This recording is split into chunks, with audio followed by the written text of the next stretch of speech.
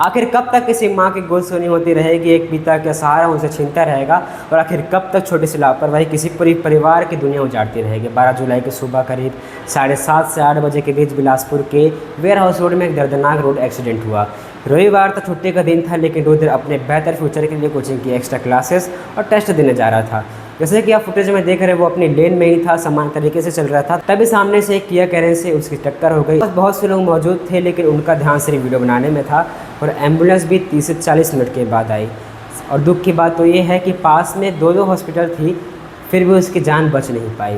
प्रारंभिक जानकारी के अनुसार सबसे पहले उसे सिम्स ले जाया गया। सिम्स में एडमिट ना करके उसे अपोलो रेफ़र किया गया। अपोलो के डॉक्टर्स ने साफ कह दिया कि वो अब नहीं रहा। यह भी बताया जा रहा है कि कार में उसके साथ अन्य लोग भी मौजूद थे। लगभग 2 कारें थी, और जो कार चला रहा था वो एक माइनर था, 16 से 17 साल एज थी। तो ये है कि जो जूनियर चला रहा था कार को, वो भी रुद्र के स्कूल का था, दोनों सेम स्कूल के थे।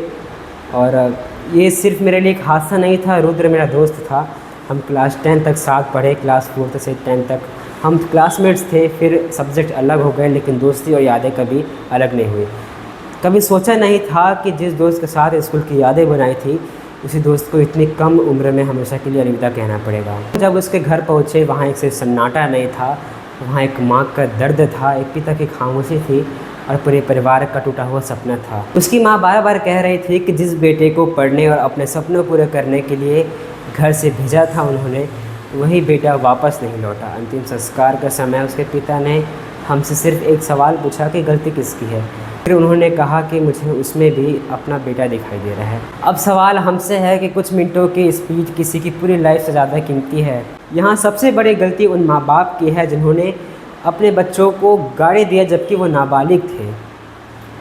उनके परवरिश पर सवाल उठता है। गाड़ी चलाना सिर्फ शौक़ नहीं था, एक बहुत बड़ी रिस्पॉन्सिबिलिटी है। और हर माँ बाप से मेरी हाथ जोड़कर प्रार्थना है कि प्लीज़ अपने बच्चों को गाड़ी बिल्कुल भी ना दे। सबसे पहले 18 होने दे, अच्छे से सीखने दे गाड़ी, फिर ही उनके हाथ में गाड़ी की चाबी दे। तो आजकल के बच्चे रील्स और दिखावे के लिए गाड़ियाँ तेज़ चलाते हैं। तो आजकल के बच्चे तेज़ रफ्तार में गाड़ी चलाते हैं दिखावे और रील्स के लिए, जबकि उनकी उम्र होती भी नहीं है गाड़ी चलाने की। फिर भी पता नहीं क्या उनको भूत सवार रहता है गाड़ी चलाने की। एक भी युवा को संभल कर गाड़ी चलाना सिखा दे, एक भी माँ बाप को सोचने पर मजबूर कर दे, और एक भी परिवार को इस डर से बचा दे, तो शायद रुद्र की याद हमेशा जिंदा रहेगी। एंड में मैं इतना ही कहना चाहूँगा कि मुझे ना अभी विश्वास नहीं हो रहा जो भी हाल ही के दिनों में हुआ है। और जब मैं स्कूल जाऊँगा और क्लास में बैठूँगा तो आसपास तो उसके आसपास तो मैं बैठता ही था। कभी वो आगे रहता या फिर वो कभी वो पीछे बैठता, और बहुत मुश्किल होगा क्लास में जाना। अभी तो किसी चीज़ों में मन ही नहीं लग रहा है, क्या करूँ समझ नहीं आ रहा है।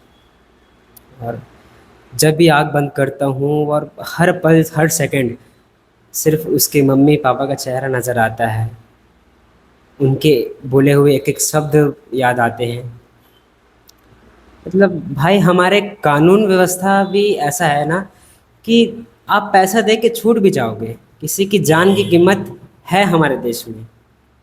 चाहे कितना भी बड़ा अपराधी हो, चाहे कितना भी बड़ा वो गुनाह किया हो, वो छूट जाएगा पैसे देकर। आपको ऐसे बहुत सारे एग्जांपल्स देखने को मिल जाएंगे। और बस इसी उम्मीद में हूँ कि बाकी केसेस में जैसे ये ना हो।